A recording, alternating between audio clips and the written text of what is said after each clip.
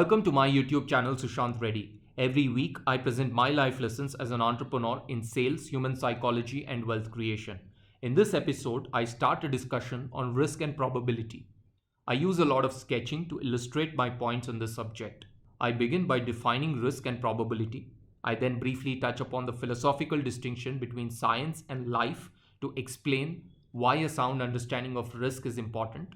I then discuss the difference in risk for various professions such as government bureaucrat, a consultant, a manager, and an entrepreneur. I express my gratitude to Nassim Taleb for helping me understand the subject better. He's one of the greatest writers and philosophers in our generation, and I recommend all my viewers to read each one of his books. I started out as an entrepreneur after my undergraduation. During that stint, life taught me the concept of risk. After a few years, I went to business school where I was exposed to the academic understanding of risk. Needless to say, life is a much better teacher than any business school when it comes to learning about risk. Risk was defined in business school from the standpoint of financial investments. Risk was the variance in a financial portfolio, i.e., if the portfolio changes rapidly in either direction, up or down, it is considered risky. Somehow, this concept was different from what I learned as an entrepreneur, and I could never understand it intuitively. Let's take an example. Let's say I have $5,000 and I invest it in Tesla. My weekly portfolio changes are as follows. Now suppose I have another $5,000 that I invest in Apple. My weekly portfolio changes are as follows. In the world of finance, Tesla is considered more risky than Apple because it sees more variation in price. Let's come to the world of entrepreneurship. Let's say I start with $5,000 initial investment in my business. With every week, my cash flow keeps changing. I don't care how much the cash flow variation is, so long as I'm above the zero line. In the red path, I see a sudden loss when my cash flows go below zero and I go out of business.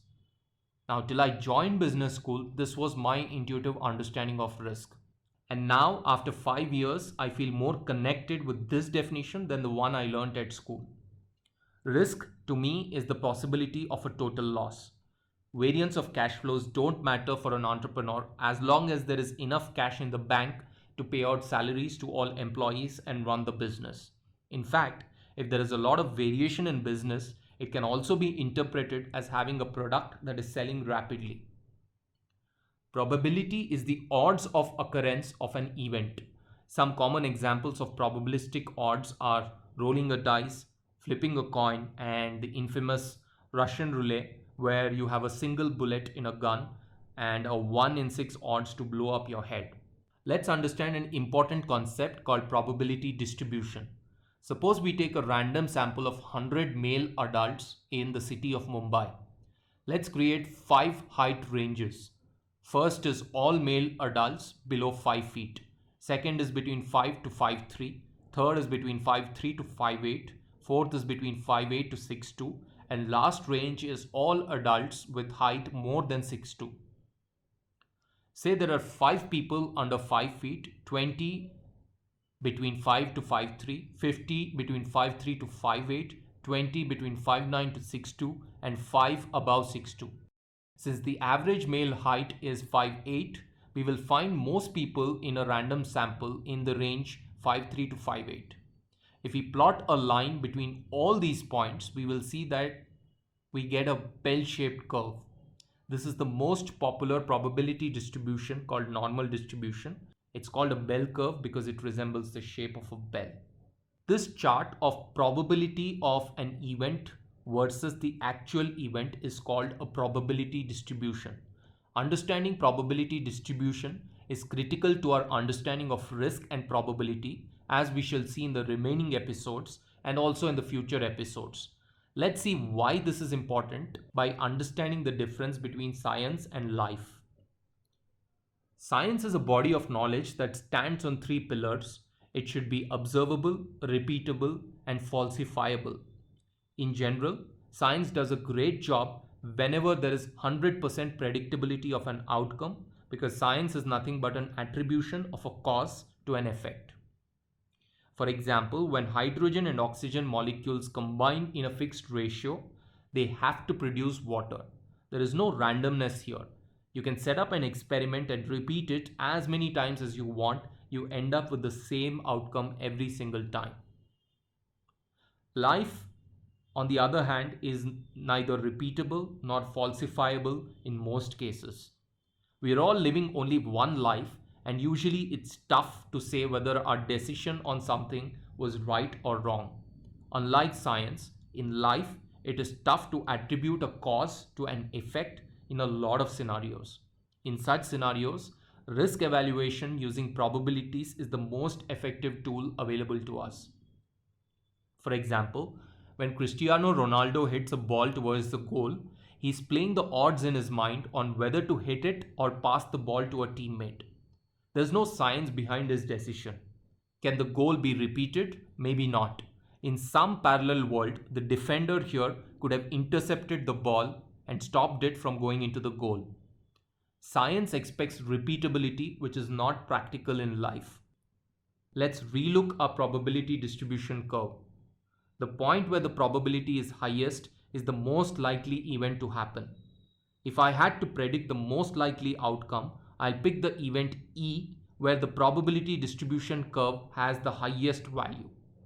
Extreme events, whether positive or negative, have a low probability of occurrence. This part of the curve is usually referred to as the tail of the distribution, although I still don't understand why it's called a tail. So the right tail signifies events that are hugely profitable, and the left tail signifies events that can cause potentially large losses. Notice that there are three curves in this chart. All three curves show the highest probability for the same event E, meaning E is the most likely event for all three distributions. But notice that the tail of the three curves are different. If you draw a vertical line for a given event E dash, the green curve shows that the event E dash has the lowest probability of occurrence, and the purple curve shows E dash has the highest probability of occurrence. The green curve is usually referred to as a thin tail curve, and purple curve is referred to as a fat tail curve. When we say fat tails, it means that extreme events are more likely to happen. To understand this better, let's take a government bureaucrat. He gets a fixed compensation from the government, has 100% job security unless fired for a dereliction of duty. If you have to guess the income of a bureaucrat over next year, you will find an extremely thin-tailed distribution. The chance of variability in his income over the next year is extremely low. Now, in the real world, a significant percentage of government bureaucrats in developing countries such as India are corrupt. So their real distributions look something like this: low downside because of job security and very high upside because of kickbacks. Next, let's look at a contractor who works on a per hour compensation model. Let's say a contractor makes $100 an hour and works for 10 hours, and in the last year he was contracted for 200 days. If we have to guess his income in the current year, we can create a distribution that looks like this. At the lower extreme, he might not get any work next year, and hence his income is zero. At the higher extreme, he can get contracted for 250 days a year and earn $250,000. Variability here comes from his days of engagement with the client. Notice that the income for a contractor is more variable than that of a bureaucrat. Next, let's look at a mid-level manager in a large corporation.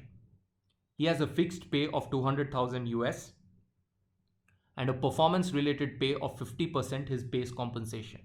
If I have to create a probability curve for his income in the next year, it looks something like this.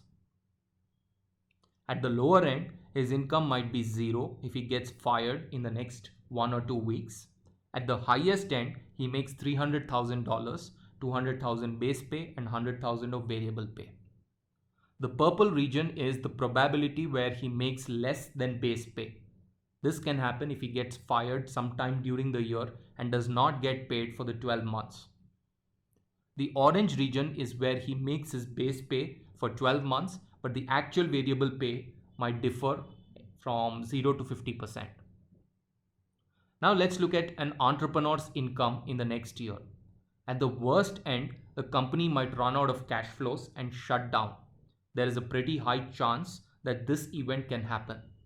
In those scenarios, income from the next year is zero. In fact, income could even be negative because the entrepreneur might have to pay back the outstanding dues to shut down the company. On the other hand, an entrepreneur might get a buyout offer from a large company that gives him a $5 million check. Although likelihood is low, such possibility does exist with a non-zero probability. Income distribution for an entrepreneur has the fattest tail on both sides of the curve. So if we plot everything on top of each other, we can see that as we move from a bureaucrat to an entrepreneur, the tail of distribution gets fatter and fatter. So the key insight here is that thickness of the left tail of probability distribution is a measure of risk in life. Left tail signifies the chance of extreme loss events. This takes me to the last section of the risk-reward curve. In the 1960s, Chicago School of Business came up with a theory called the efficient market hypothesis. This said that as risk increases, reward has to proportionately increase to encourage people to invest in risky assets. In short, there is no free lunch in markets. Unfortunately, I've seen this curve being discussed by entrepreneurs without having a clear understanding of it. The biggest fallacy is when people think that high risk implies high reward. Unfortunately, this is a scientific way of cause-effect thinking. We are in the realm of probability here, and this chart, in my opinion, is misleading. Here's how the actual chart should look like. Now, each point on this line is just the most likely event. This line is just joining events across multiple probability distributions that correspond to the highest probability point. As we move from low risk to high risk, the tail of the distribution is getting fatter and longer. That means that things can get uglier and at an increasing frequency as you climb up this curve. So as you go to the high risk zone, the chance that you lose everything in a small time span increases. Entrepreneurs, especially the first generation entrepreneurs, including myself, hear stories of companies raising millions and billions of capital, romanticize the left extreme of this curve, and tend to misinterpret the tail of the curve with the center. Now it becomes a double whammy when an entrepreneur underprices the risk he is taking in life and ignores the worst case scenario and again confuses it with the average scenario. So while the distribution for an entrepreneur is like this, in their minds, a lot of first-time entrepreneurs interpret the distribution like this. So underpricing the worst case and overpricing the best case. This systematic misinterpretation of probabilities creates serious issues to the mental health of an entrepreneur later in life. I'll talk more about this in my future episodes. To summarize, I introduced the concept of risk as a possibility of total loss. Risk is interpreted as variance in the world of investments, and I personally can't relate to that definition. Probability is the odds of a particular event happening. Curve that depicts probability for a universe of possible events is called the probability distribution curve. Bell curve, also called as normal distribution, is very popular. Tails are the extreme events. Left tail, an indicator of extreme loss, is the best proxy for risk. As we move across different professions from a bureaucrat to an entrepreneur, the tails get fatter and fatter. That means that the risk of extreme losses gets bigger and bigger.